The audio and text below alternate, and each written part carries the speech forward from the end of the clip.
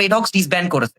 তারা টাইটানের সাথে একটা কন্ট্রাক্টে গেছে, টাইটানের রোস্টারে তারা ঢুকেছে, ফ্রি ফায়ার রোস্টারে। এটা একটা কন্ট্রাক্ট হিসাব, যে ১ বছর ২ বছরের কন্ট্রাক্ট। যদি কন্ট্রাক্ট শেষ হয়ে যায়, যদি রেড হক্স না চায় যে কন্ট্রাক্টটা বাড়াবে, তারা নিজেদের নামে খেলবে, তারা বেনিফিট পাচ্ছে না, তাহলে কন্ট্রাক্টটা ডিসব্যান্ড করে তারা আবারও রেড হক্স নামে খেলতে পারবে।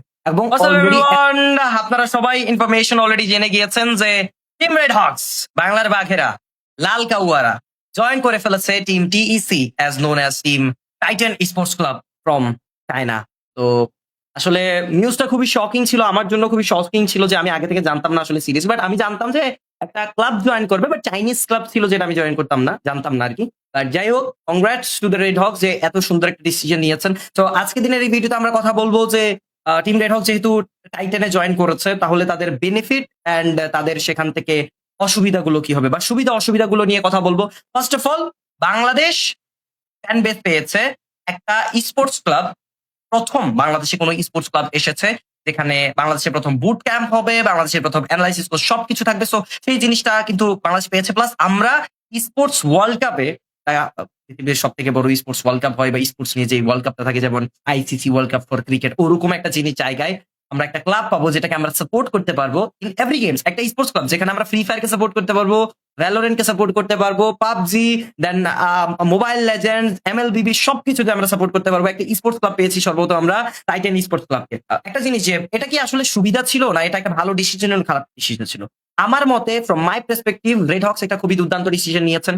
অ্যান্ড এখানে অনেক সুবিধা পাবেন, তারা অনেক গ্রাইন্ড করার চেষ্টা করবেন, ইন্টারন্যাশনাল স্টেজে বাংলাদেশকে রিপ্রেজেন্ট করতে পারবেন তারা।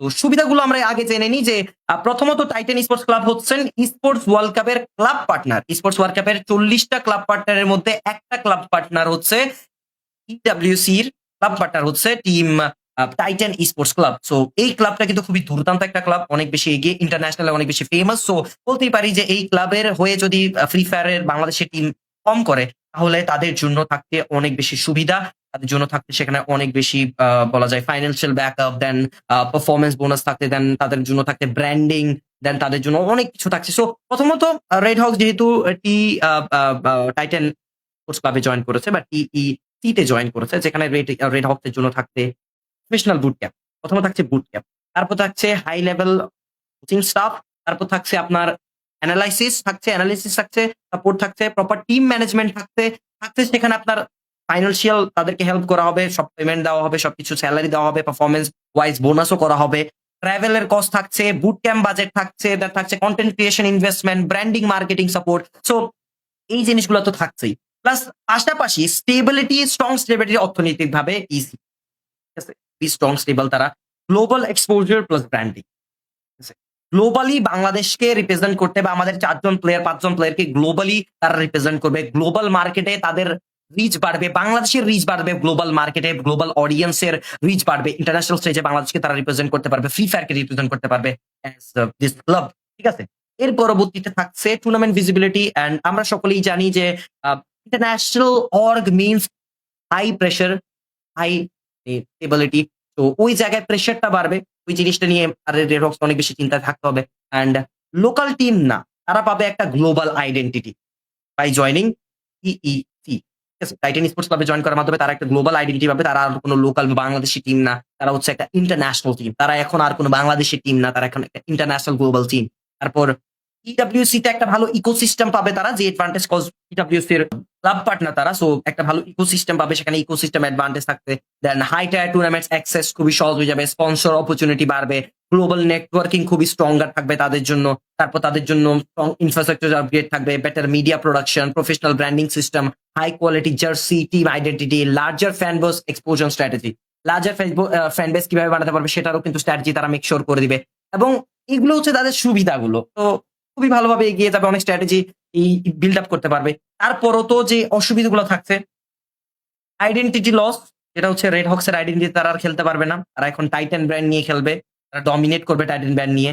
টিম আইডেন্টিটি কিছু ফেড হতে পারে, যেমন রেড হক্স এর জিনিসটা একটু এগিয়ে যাবে। এমন না যে তারা রেড হক্স ডিসব্যান্ড করেছে, তারা টাইটানের সাথে একটা কন্ট্রাক্টে গেছে, টাইটানের রোস্টারে তারা ঢুকেছে, ফ্রি ফায়ার রোস্টারে।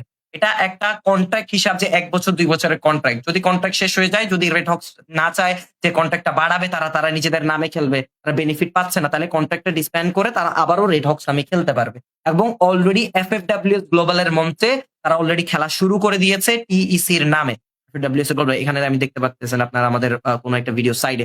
তো এই জায়গায় অলরেডি শুরু করে দিয়েছে টিইসির নামে খেলা। সো এটা একটা কন্ট্রাক্টের উপর পুরোপুরিভাবে রেড হকস ডিসব্যান্ড হয়নি। রেড হকসের টিম সেম। রেড হকস যদি চায় তাহলে কন্ট্রাক্ট ক্যানসেল করতে পারবে সময় শেষ হওয়ার পরে, কন্ট্রাক্ট ফুরিয়ে যাওয়ার পরে। অ্যান্ড তার পাশাপাশি এই জায়গায় একটা জিনিস হবে, টাইটানের মানে জয়েন করার মধ্যে অসুবিধাগুলো হচ্ছে যে তারা নিজেদের রেড হকস এর নামে খেলতে পারবে না। টাইটান ব্র্যান্ড নিয়ে খেলতে হবে, তাদেরকে ওই আইডেন্টিটি নিয়ে খেলতে হবে। প্লেয়ার সিলেকশনের সমস্যা হবে। রোস্টার ম্যানেজমেন্ট পুরোপুরিভাবে টাইটানের উপরে বা টাইটানের কোচদের উপরে, স্টাফদের উপরে। তারা প্লেয়ার চেঞ্জ করতে পারেন। প্লেয়ার সিলেকশন কাকে খেলাবেন না খেলাবেন এটা পুরোপুরিভাবে টাইটানের উপর নির্ভর করে। দেন স্ট্র্যাটেজি ডিসিশন গুলো টাইটানের উপর থাকবে। টিম রোটেশন গুলো যেটা আগে রেড হকস হতো সেই ফরমেশনে খেলতে নাও পারেন। হয়তোবা টাইটানরা ডিফারেন্ট কিছু রোটেশন, ডিফারেন্ট স্ট্র্যাটেজি এড করে দিতে পারে। ওই স্ট্র্যাটেজিতে খেলতে হবে তাদেরকে। অ্যান্ড এগুলো যেতে ম্যানেজমেন্ট ইনফ্লুয়েন্স থাকতে পারে। তারপরে এর পাশাপাশি হাই পারফরমেন্স প্রেশার তো মাস্ট বি থাকবে। বিগ অর্গানাইজেশন মানে রেজাল্ট প্রেশার অনেক বেশি। কনসিস্টেন্সি মেইনটেইন করা কঠিন হতে পারে তাদের জন্য।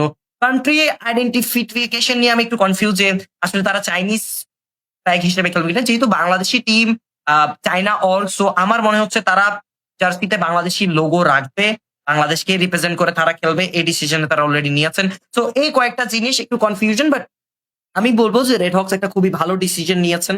And তার পাশাপাশি স্পোর্টস ক্লাব পার্টটা যেহেতু টাইটান স্পোর্টস ক্লাব, সেটা একটা ভালো বেনিফিট রেড হকস এর জন্য। একটা ভালো ইকোসিস্টেমে থাকবেন তারা।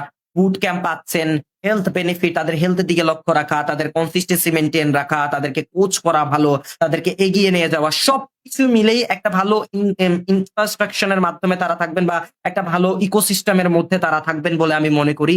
তো Red Hawks best of luck. And international লবিতে যদি ভালো পারফর্ম করেন তাহলে তো আরো ভালো। অ্যান্ড এই অর্কে নিয়ে এগিয়ে যান। বাংলাদেশ প্রথম বা বাংলাদেশ অডিয়েন্স প্রথম একটা বুট ক্যাম্প পাবে, প্রথম একটা ক্লাব পাবে যাকে তারা স্পোর্টস ওয়ার্ল্ড কাপে সাপোর্ট করতে পারবে। তো একটা ভালো ডিসিশন ছিল আমার মতে।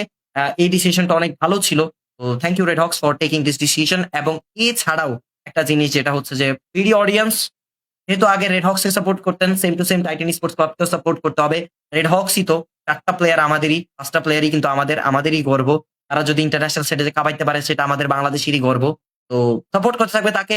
And thank you everyone. And যেটা লাস্টে দিয়ে বলতে চাইছিলাম যে আসলে যে প্রবলেম গুলো সেগুলো আহামরি বড় কোনো প্রবলেম নয়। এটা প্রত্যেকটা অর্গেরই সেম কন্ট্রাক্ট থাকে। তো জিনিসটা হচ্ছে রেড হকস কিন্তু বাধ্যবাধকতা নেই। এমন না যে তারা কন্ট্রাক্টটা ক্যানসেল করতে পারবে না in future. Red Hawks disband হয়নি। রেড হকস ডিসব্যান্ড হয়নি। রেড হকস আপাতত টিএসির হয়ে খেলছে, টিইসির হয়ে খেলছে। ইন ফিউচার কন্ট্রাক্ট শেষ হলে তারা আবার রেড হকসে ফিরে আসতে পারবে। রেড হকস হয়ে খেলতে পারবে বাংলাদেশি টিম হিসেবে। বুট ক্যাম্প ছেড়ে দিতে হবে তখন। বাট তারা যদি চায় কন্ট্রাক্টটা বাড়াতেও পারবে। So Red Hawks good decision নিয়েছেন। Best of luck in future. Love is guys.